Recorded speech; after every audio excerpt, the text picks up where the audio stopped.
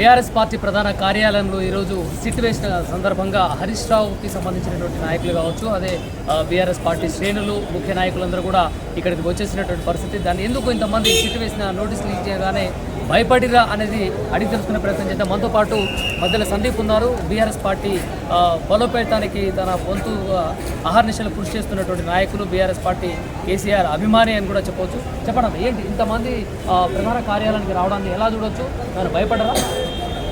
భయపడుతుంది కోసం మొదటి ఇవ్వాలనుకున్నాము. ఖచ్చితంగా ఒక నీతి నిజాయితీ నికార్సు గలనటువంటి నాయకుడు హరీష్ అన్న కాబట్టి ఇట్లాంటి గొప్ప నాయకుడి మీద ఒక చిల్లరగాడు ఇచ్చినటువంటి నోటీస్ని ఖచ్చితంగా కుండబద్దలు కొట్టాలంటే వేలాదిగా, వాస్తవానికి ఇది నైట్ 11 గంటల వరకు కూడా చాలామందికి తెలియదు. తెలిసిన కొద్ది సమాచారం మేరకే వేలాది మంది ఏ విధంగా హరీష్ అన్నకు మద్దతుగా బీఆర్ఎస్ పార్టీ ఎంత గొప్పగా తరలి వచ్చారో మీరు అందరూ చూసిరు. కాబట్టి ఒకవైపు సుప్రీంకోర్టు, ఒకవైపు హైకోర్టు దాన్ని పూర్తిగా కొట్టేసినా కూడా రేవంత్ రెడ్డి ఒక చిల్లర బుద్ధితోటి, ఒక నీచ బుద్ధితోటి ఒక గొప్ప నాయకుడి మీద ఏ విధంగానైనా బురద జల్లాలనే ప్రయత్నంలో భాగమే ఈ మున్సిపల్ ఎన్నికలను డైవర్షన్ చేసి ప్రజల్ని మొత్తం మీడియా డైవర్షన్ ఇటువైపు మల్పాలనే ఒక నీచ బుద్ధితోటి ఈరోజు రేవంత్ రెడ్డి దీనికి కొత్తగా తెరలేపిడు. ఏది ఏమైనా న్యాయం వైపు నమ్మకం ఉంది, న్యాయస్థానాల మీద నమ్మకం ఉన్నది కాబట్టి సిద్దిపేటలో ఉన్నటువంటి హరీష్ అన్న లేట్ నైట్ అయినా కూడా ఇంటికి చేరుకొని వాళ్ళు ఇచ్చిన సమయానికంటే 10 నిమిషాల ముందే జూబ్లీహిల్స్ పోలీస్ స్టేషన్కి చేరుకోవడం జరిగింది. ఇప్పటికైనా రేవంత్ రెడ్డి తన బుద్ధి మార్చుకోవాలని మళ్ళొకసారి మేము మీడియా ముఖంగా తెలియజేసుకుంటాం. రైట్, ఒక విషయం చెప్పండి, అసలు ఫోన్ ట్యాపింగ్కి హరీష్ రావు గారికి ఏంటి సంబంధం? అంటే అది ఫోన్ ట్యాపింగ్ విషయం హోంశాఖ చూసుకుంటుంది. హోంశాఖ గతంలో మార్చులుగా పనిచేయలేదు కదా హరీష్ రావు. అదే నేను ఏమంటున్నా, ఇప్పుడు ఆయనకు సంబంధం లేని విషయాలలో కూడా తనని లాగే ప్రయత్నం చేసి ఒక నీతి నిజాయితీ కలిగినటువంటి నాయకుడి మీద ఏదో రకంగా నిందలు వేసి అంటే బీఆర్ఎస్ పార్టీని మానసికంగా ఇబ్బంది పెట్టాలని చూస్తున్నాడు. ఇప్పటికే తను ఏదో మాట్లాడితే బీఆర్ఎస్ పార్టీ గద్దెల్ని కూల్చుదామని ఉన్నప్పటికీ కాంగ్రెస్ అయినా తన మనసు కావచ్చు, తన ప్రేమ కావచ్చు, తన బుద్ధి మొత్తం టీడీపీ వైపు ఉంటుంది. కాబట్టి మొన్న ఉన్నటువంటి కాంగ్రెస్ పార్టీ మీటింగ్లో కూడా టీడీపీ జెండాలు దర్శనం చేస్తుంది.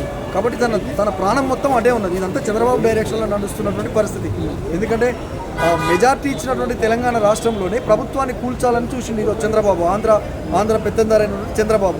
ఆ చంద్రబాబు డైరెక్షన్లో నడిచేటువంటిది ఏదైనా అడ్డమడ్డమే ఉంటుంది, ఏది కూడా స్ట్రైట్ ఉండదు. అంటే పొంతన లేని కాడ పొంతన చేసే విషయాలను మాట్లాడే పనిలో ఉంటుంది. అంటే సీఎం రేవంత్ రెడ్డి చేసినటువంటి వ్యాఖ్యలు బీఆర్ఎస్ పార్టీ గద్దెలు కూల్చుతాము అని చెప్పేసి అన్నటువంటి వ్యాఖ్యలు కూల్చగలరా వాళ్ళు? ఇప్పుడు తెలంగాణ రాష్ట్రం కోసము నీ జేజమ్మ అయినటువంటి నీ గురువు అయినటువంటి చంద్రబాబు గద్దెల్ని కూల్చే ఇక్కడ తంతే అక్కడ పోయి పడ్డాడు చంద్రబాబు. గట్లాంటి కూడా మాట్లాడితే ఎట్లా? బీఆర్ఎస్ పార్టీ జెండా నిలబడే కదా ఇక్కడ కాంగ్రెస్ పార్టీ జెండాని కావచ్చు, టీడీపీ పార్టీ జెండాని కావచ్చు. నీకు ఢిల్లీ బాసులే అందరినీ గల్లీకి రప్పించినటువంటి చరిత్ర గులాబీ జెండాది. నీ తాత కాదు, నీ జేజమ్మ వచ్చినా కూడా గులాబీ జెండాను కానీ గులాబీ గద్దెని కానీ టచ్ చేయలేవు. నువ్వు ఒక్క గద్దెని టచ్ చేస్తే మేము 1000 గద్దెలు టచ్ చేయడానికి సిద్ధంగా ఉన్నాం. 60 లక్షలకు పైగా సభ్యత్వం ఉన్నటువంటి పార్టీ, కోట్ల గొంతులను ఏకం చేసినటువంటి పార్టీ. అందుకనే కోట్ల గొంతులను ఏకం చేసిందిర జెండా, కేసీఆర్ ఎగరేసినది గులాబీ జెండా, చీకట్లను తొలగించిన చిరుదీపం ఈ జెండా, అమరవీరులాశయాల ప్రతిరూపం ఈ జెండా. కోట్ల గొంతులను ఏకం చేసిందిర జెండా, కేసీఆర్ ఎగరేసినది గులాబీ జెండా. ఈ గులాబీ జెండాను టచ్ చేయడానికి నీ చంద్రబాబుతోనే కాలేదు, మీ రాహుల్ గాంధీతోనే కాలేదు, మీ నరేంద్ర మోడీతోనే కాలేదు. ఆఫ్టర్ ఆల్ నువ్వు ఒక ఓటుకు నోటుకు దొంగవు, నీతోని కాదు. ఇప్పటికైనా ఈ చిల్లర మాటలు మానుకొని ప్రజలకు ఇచ్చినటువంటి హామీల మీద దృష్టి పెడితే జర బాగుంటుందని రేవంత్ రెడ్డికి మేము స్ట్రాంగ్ వార్నింగ్ ఇస్తున్నాం. వాళ్ళు దృష్టి పెడుతున్నా అంటున్నారు, 6 గ్యారెంటీలు అమలు అవుతున్నాయి, 500 గ్యాస్ ఇస్తున్నా అంటున్నారు, ఎక్కడ చూసినా కూడా రైతు బంధు చేస్తున్నారు. వాళ్ళు చెప్తున్నారు, మీరు ఇలా మాట్లాడుతున్నారు. మీరు ఆర్జీటీవీ మీరు ఒకసారి గ్రౌండ్లోకి ఇప్పటికే తిరుగుతున్నారు, మీరే ప్రజలను వెళ్ళి అడగండి. వాళ్ళు ఇస్తానటువంటి 4,000 రూపాయల పెన్షన్ వచ్చిందా? వాళ్ళు ఇస్తానటువంటి రైతు బంధు 15,000 రూపాయలు వచ్చిందా? వాళ్ళు ఇస్తానటువంటి మహిళలకు 2,500 వచ్చిందా? వాళ్ళు ఇస్తానటువంటి మన ఆడబిడ్డలకు, మన స్టూడెంట్స్కి స్కూటీలు వచ్చినాయా? వాళ్ళు ఇస్తానటువంటి 2 లక్షల ఉద్యోగాలు వచ్చినాయి. ఎక్కడ వచ్చినాయి? మీరు వెళ్ళి అడగండి. మీరు ఆల్రెడీ గ్రౌండ్ రిపోర్టింగ్లో చాలా యాక్టివ్గా ఉన్నారు కదా ఆర్జీటీవీ. అంటే మేము బీఆర్ఎస్ పార్టీ నాయకులుగా, కార్యకర్తలుగా మేము చెప్తాం. కానీ ప్రజల నుంచి రాలేదు, ఉచిత కరెంటు లేదు. నిజమే చెప్తున్నా నేను నిజం చెప్తున్నా కాబట్టి ప్రజల పక్షాన గొంతెత్తి వాడుతున్నా. ఉన్న ఉద్యోగాన్ని సస్పెండ్ చేసినా కూడా, వాళ్ళు పిలిచినా కూడా నేను పోదలుచుకోలేదు. ఎందుకంటే ఉద్యోగం ఇచ్చింది కేసీఆర్ గారు. కేసీఆర్ గారి నాయకత్వంలో మళ్ళొకసారి బీఆర్ఎస్ పార్టీ అధికారం రావడం కోసము వచ్చినటువంటి తెలంగాణ కుక్కల పాలు కాకుండా ఉండాలంటే ఖచ్చితంగా ఈ తెలంగాణ అంటే మీరు రాష్ట్రంలో బీఆర్ఎస్ పార్టీ నాయకులు కాబట్టి బీఆర్ఎస్ పార్టీ కేసీఆర్ అభిమాని కాబట్టి కాంగ్రెస్ పైన బురద జల్లే ప్రయత్నం చేస్తున్నారు. నేను అప్పుడే చెప్తున్నాను. ఇక్కడ బీఆర్ఎస్ పార్టీ గద్దెల్ని కూర్చి టీడీపీ గద్దెలు నిర్మించాలనుకున్నాడు. ఎందుకు నిర్మించాలనుకున్నాడు? తాగబోతే నీళ్లు లేక తుమ్మెదాలు, తడిగొంతులు ఆరిపోయే తుమ్మెదాలు అని బెల్లిలెల్తక్క పాట పాడింది. అందుకోర గుద్దు పందుకోయి దొంగల ధర్మేటందుకని మా రోజు వీరన్న పాట పాడింది. నన్నుగన్న తల్లులారా తెలుగు తల్లి పల్లెలారా అని గద్దరన్న పాట పాడింది. ఈ ముగ్గురు మీద వాళ్ళ గురువే కదా చంద్రబాబు నాయుడు బూటకపు ఎన్కౌంటర్లు చేయించింది. గద్దరన్నని 20 ఏళ్ల కింద లేకుండా చేద్దాం అనుకున్నాడు కదా. అంటే ఇట్లాంటి వాళ్ళ ఉద్యమకారులందరినీ పొట్టన పెట్టుకున్నందుకేనా ఈరోజు మళ్ళొకసారి టీడీపీ జెండా ఎగరాలంటున్నాం. ఎన్టీఆర్కు కాంగ్రెస్ పార్టీకి వ్యతిరేకంగా ఎన్టీఆర్ గారు తెలుగుదేశం పార్టీని స్థాపించిండు. నువ్వు అదే కాంగ్రెస్ పార్టీలో ఉండి మాట్లాడుతున్నావు. కట్టర్ కాంగ్రెస్ వాళ్ళకి అర్థమవుతలేదు నువ్వు కాంగ్రెసా టీడీపీ అని. ఇలా బట్టి లాంటి వాళ్ళు, కోమటిరెడ్డి లాంటి వాళ్ళు, ఉత్తమ్ కుమార్ రెడ్డి లాంటి వాళ్ళు ఒక కన్ఫ్యూజన్లో ఉండరు. అసలు వీళ్ళు టీడీపీ కాంగ్రెస్ అని.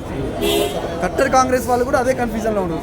కాబట్టి హైదరాబాద్లో ఎన్టీఆర్ విగ్రహాలను పెడతానని కూడా సందర్భంలో చెప్పినట్టు హైదరాబాద్లో ఎన్టీఆర్ విగ్రహం పెట్టొచ్చా పెట్టడంలో తప్పులేదు. ఆయన ఒక గొప్ప మహానటుడు. దాన్ని మేము ఎవరం వ్యతిరేకిస్తాం. పెట్టాలనుకున్నాను పెట్టు. దాన్ని కూడా రాజకీయం చేస్తా అంటే అది నీ యొక్క నీచ బుద్ధి అనుకుంటాం. ఇప్పటికే ఖమ్మంలో కావచ్చు, కుకట్పల్లి ఏరియాలో కావచ్చు, అన్ని ప్రాంతాలలో ఎన్టీఆర్ గారి విగ్రహాలు పెట్టినాం.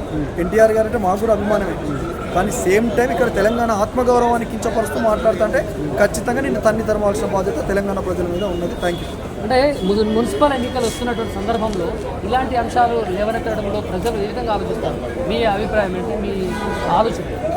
డైవర్షన్లో భాగంగానే ఈరోజు రేవంత్ రెడ్డి మాట్లాడుతున్నారు. ఎందుకంటే మొన్న జరిగినటువంటి ఎన్నికలలో గులాబీ కేసీఆర్ గారు ఫోటో పెట్టుకున్నందుకే ప్రజలు ఏ విధంగా బ్రహ్మరథం పట్టిరో మనం అందరం కళ్ళ ముందు చూసినాం. 4,000 పైన ఇంకా అంతో ఇంత చదువుకున్న వాళ్ళు, పట్టణాలలో ఉండేవాళ్ళు.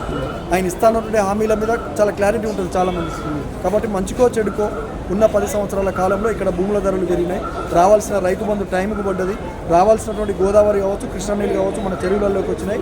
చెరువులలో చేప పిల్లలు కూడా పెరిగినాయని ప్రతి ఒక్కరికి క్లారిటీ ఉన్నది. కాబట్టి ప్రజలు చాలా తెలివి పిల్లలని రేవంత్ రెడ్డి కూడా తెలుసు.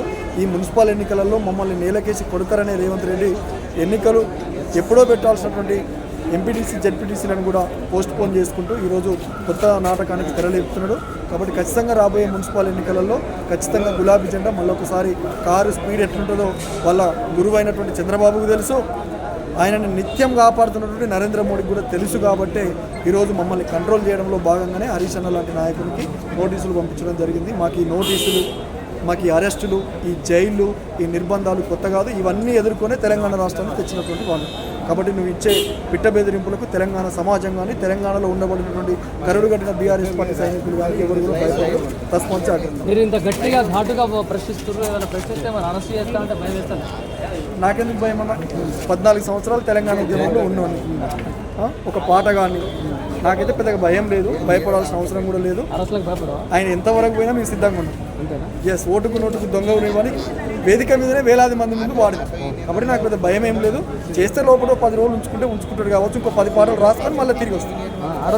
పాట కడ్డు పడితే తూటాలై వేలుతాము, డప్పు సిర్ర గుంజుకుంటే దండోరై మోగుతాము, పాటలు జైలల్ల పెడతారా వరి దొంగలారా, పాటను బంధిస్తానంటారా బదుమాషులారా. ఇట్లాంటి 10 పాటలు కాదు 100 పాటలతోటి ఆయన జైల్లో కనుక పెడితే అంతకు 10 పాటలతో మేము ఖచ్చితంగా ప్రజల ముందుకు